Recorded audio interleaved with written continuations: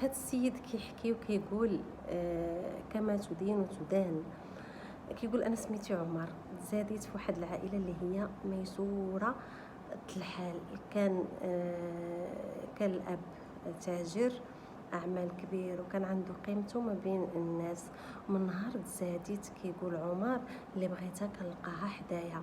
نهار اللي درت 6 سنين دخلوني والديا للمدرسه العموميه، حيت كان بغاني بابا ندمج مع الناس، لان خويا الكبير دخلوه المدرسه خصوصيه وملي كبر ما كانش اجتماعي مع الناس. فالوالد ما بغاش يولي بحال خوه. ملي دخلت ما نكذبش عليكم والله يغفر ليا، كنت كنحس وحاس براسي بزاف. المهم التلاميذ اللي كانوا معايا الطبقات، كاين اللي متوسط وكاين اللي فقير. وكان معنا واحد الله يذكره بالخير، كان سميتو منير، كان وبين ولد ناس فقراء وما عمرو لبس مزيان. كان ديما كيلبس واحد السروال مقطع، كيلبس واحد الصندله ديال الميكا. داك اللبس اللي كيلبسو ديما كيلبسو في الشتاء في الصيف في الخريف، يعني طيله العام. كنت ديما كنضحك عليه بطريقه باسله، وديما انا وكنخلي حتى صحابي حتى هما كيتبسلوا عليه وكيقولوا لي هضره ناقصه وكينقصوا من قيمته. المهم هو كيشوف فيا، فاش كيسمع ديك الهضره كيبقى كيشوف فيا وكيبكي. وديما كنت كنلقبو بالخواف، وكنت ديما كنقول ليه هو كان ديما خواف، لان اي حاجه كان كيطلبها منه الاستاذ كيديرها. ماشي بحالنا حنا ما كناش كنهتموا بالدروس وما كناش نجيبوا الواجبات في الوقت، اما هو اي حاجه كيجيبها في الوقت. داكشي علاش سميناه الخواف.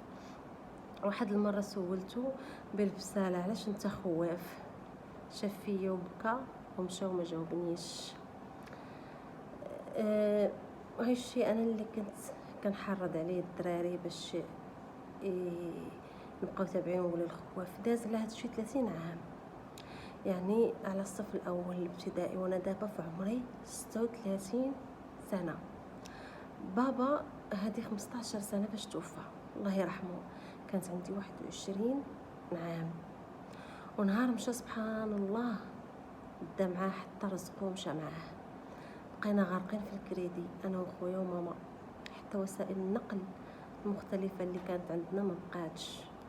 اما بخصوص قرايتي انا ما عمرني قريت بحال الناس، حيت ديما كنت كنقول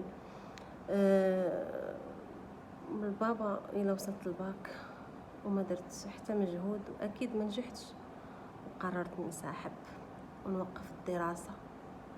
فاش وقفتها كانت في عمري 18 سنه. واش نديرو؟ جمعت شويه الفلوس وبديت كنبيع الحوت كل نهار ورزقه. المهم فكرت انني نتزوج وخا الله غالب، فخطبت واحد البنت اللي هي بنت جيراننا عمرها 25 سنه، وجبت معاها 2 الوليدات.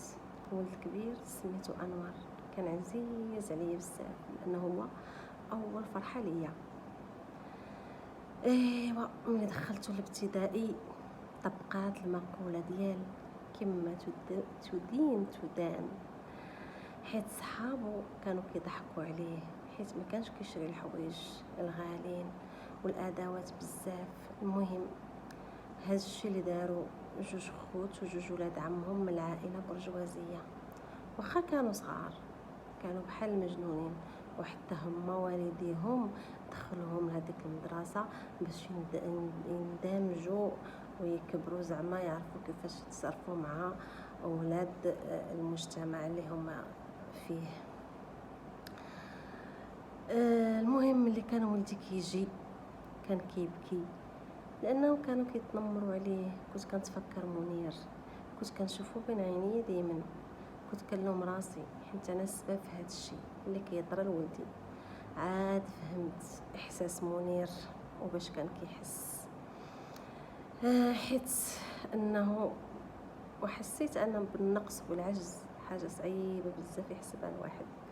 تمنيت الزمان لو رجع اللور نطلب منه السماحه ونرد ليه الاعتبار، لكن فين هو منير؟ مبقيتش عرفتو فين. واحد المره جا ولدي انور كيبكي كالعاده، هادشي خلاني نفكر نمشي نهضر مع الاستاذ.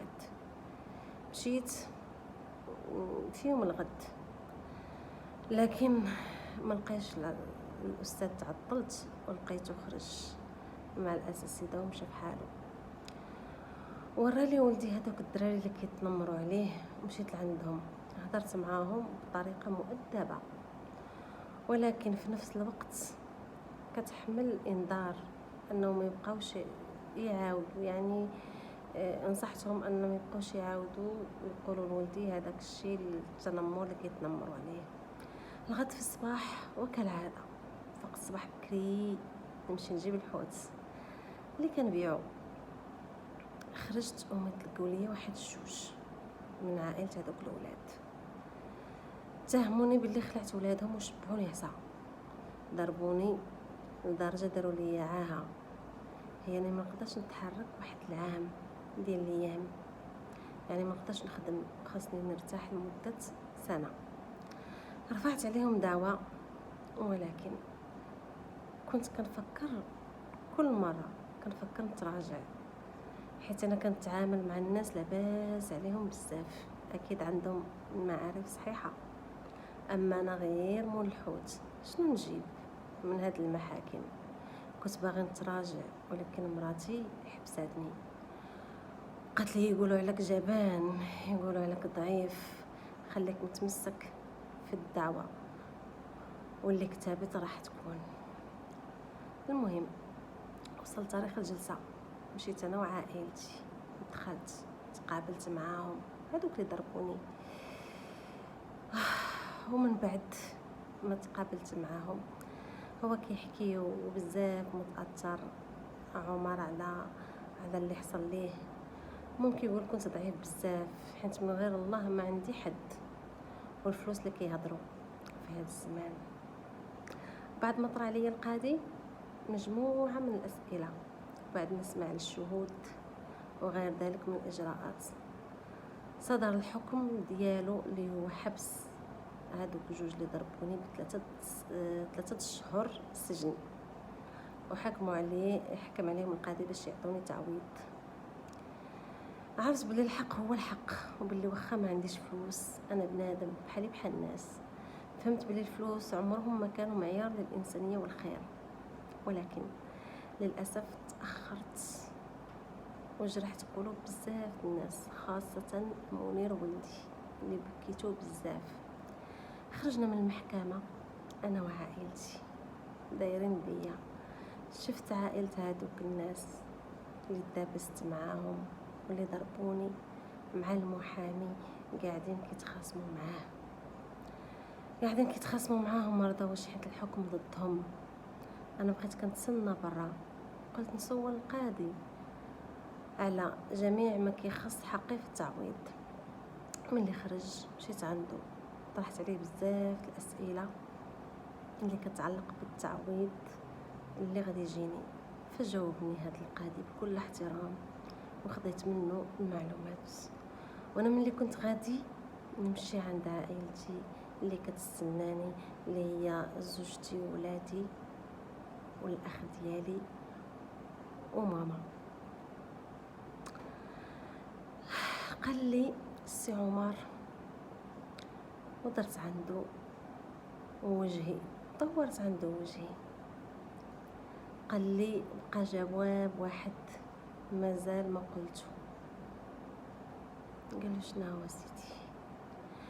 قال له هو انني خواف، وحيت انا خواف كنخاف من الله، وهذا الشيء اللي خلاني نحكم بالعدل ونصفك اليوم امام الناس اللي ضربوك. وكان هذا هو الصديق منير اللي كان صديقه اللي كان كيتنمر عليه في الطفوله ديالو، يعني حتى ولو هو كبر وقرا ولا قاضي ما نساش التنمر اللي كان كيتنمر عليه. ان شاء الله هذه القصه تكون عبره، وكل اللي سمعها من الامهات والاباء ينصحوا ولادهم ان ما يبقاوش يتنمروا على صحابهم في المدرسه، لان كيف ما قلت لكم هذاك التنمر كيعيش مع الطفل ما كينساهش. نتمنى ان تكون عجباتكم هذه القصه، وما تنسونيش من اللايك والاشتراك في القناه باش يوصلكم كل جديد، والى اللقاء مع قصه جديده ان شاء الله. استودعكم الله ومع السلامه.